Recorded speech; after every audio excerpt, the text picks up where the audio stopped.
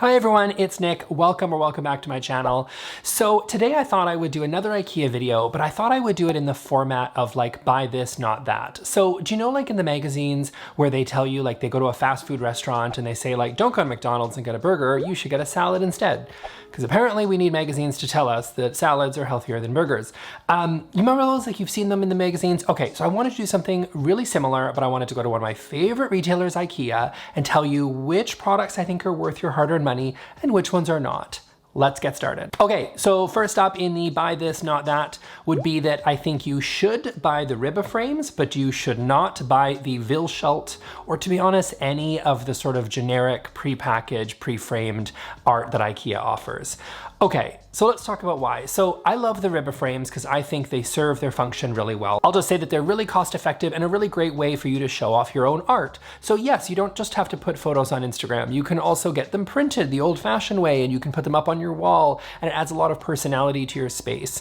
You can also make your own art, which is really beautiful. Or you can even go on places like Society6 or Etsy or wherever you want to get your own art that's a little bit more personalized, a little bit more special. Because the problem with art like the Vilschult or any of the other prepackaged art is that simply because of IKEA's business model, it is everywhere. Like if I go to an Airbnb one more time and see that Audrey Hepburn poster above a bed or in the living room, I swear I'm gonna scream. You know exactly what I'm talking about. You have seen this yourself. Well, the Vilschult is another picture of Amsterdam, and I used to live in Amsterdam. It's a beautiful city. However, this same generic piece of art is literally replicated millions of times and shipped all around the world. We can do better than that. We can find art that's a little bit more personal, has a lot more of kind of story to it, or you can make your own art, or you can buy something a little bit more. If you're gonna buy a print, at least buy something a little bit more unique from kind of a little bit more of a specialized store. So I'm not saying not everybody's gonna have your Society6 stuff, but it's a lot less likely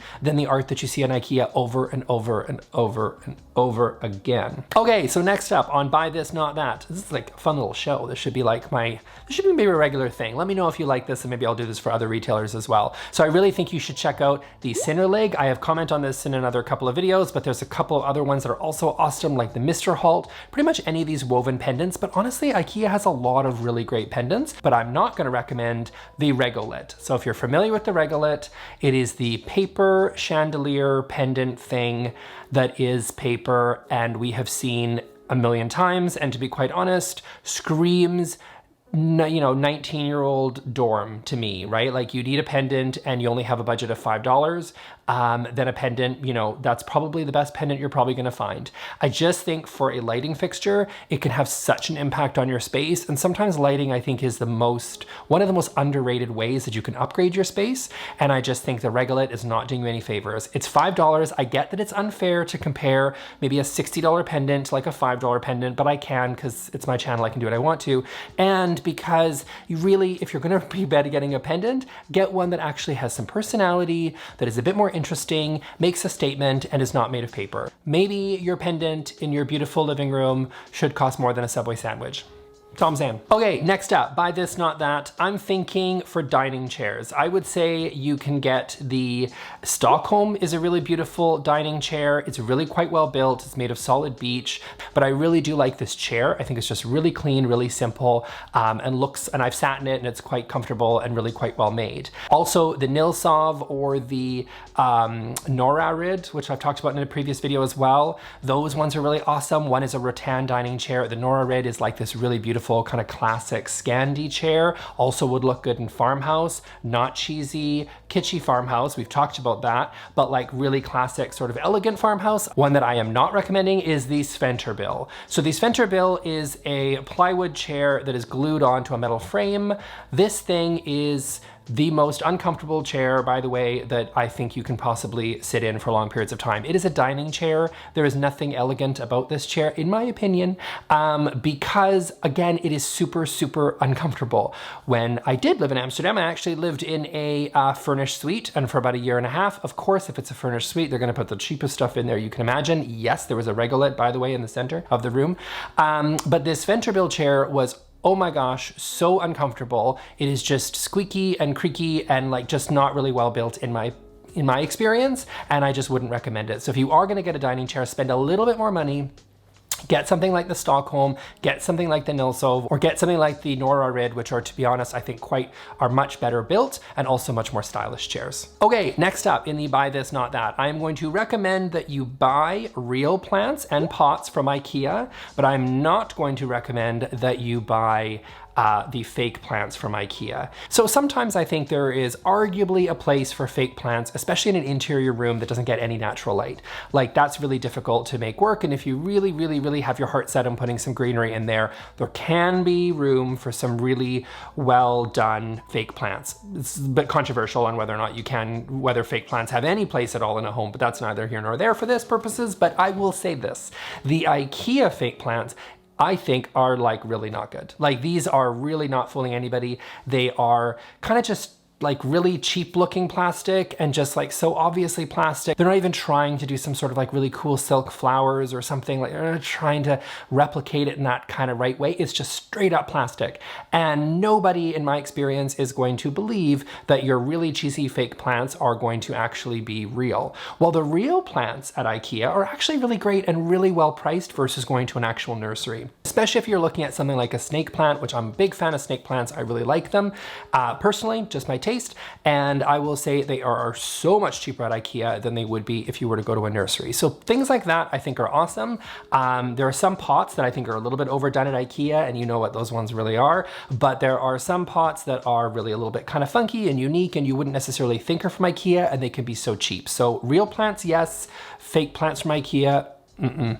Okay, next up on my list, I've got here, and this is kind of to show a little bit also, this isn't just about price, because sometimes comparing like a really expensive item to a cheap item is a little bit unfair, I give you, but I do think that I love, love, love the lac shelves. I'm gonna say yes to the lac shelves, but I'm going to say no to the lac table and the lac coffee table. And the reason for that is because I think a shelf, oftentimes what you're looking for in a shelf is just something really clean and basic, and to show off some of your decor items, some of your personal items, maybe some plants, whatever you're looking to do. And you just kind of want that shelf to really just sort of sink away into the rest of the space and just sort of kind of blend in with everything else. And you're not necessarily looking for a shelf to really make a statement. And the lac shelf is perfect for that because it's super cheap, comes in black and white and maybe some other colors, but it's just like a really beautiful shelf that's just gonna sit there and show off your items. And it's just really clean and floating. It's just this little plain, little basic floating shelf. It's exactly what you're looking for.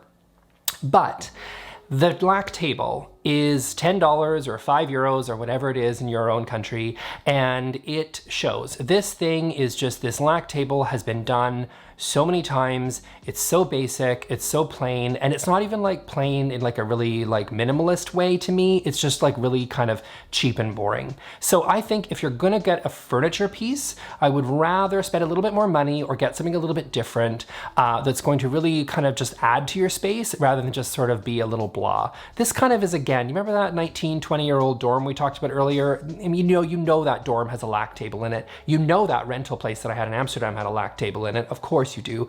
And so to me, the lac table is just really boring and really plain and just not what you're looking for in a furniture piece. Like you're looking to really sort of have some personality and add something to your space with furniture, and the lac table just isn't doing it. Okay, next up on buy this, not that, I'm going to say the Buskbow is a buy, and also the Gernodel is a buy as like a really cool side chair. The Gernodel, whatever you pronounce that, is a rocking chair. It's like really cool. It's made of rattan. It's just really kind of sleek and really interesting. Perfect for you boho people. You know who you are. Really, really cool. Same with the Buskbow, just this really awesome rattan. These chairs just have personality. They're a statement. It's what you're looking for in a side chair, especially if it sort of works with the rest of your decor. But I'm going to say not to buy the Poang chair. So the Poang chair to me is just, there was a time probably where the Poang chair was really neat and interesting and different and really just kind of signature IKEA cool. That day is no longer here.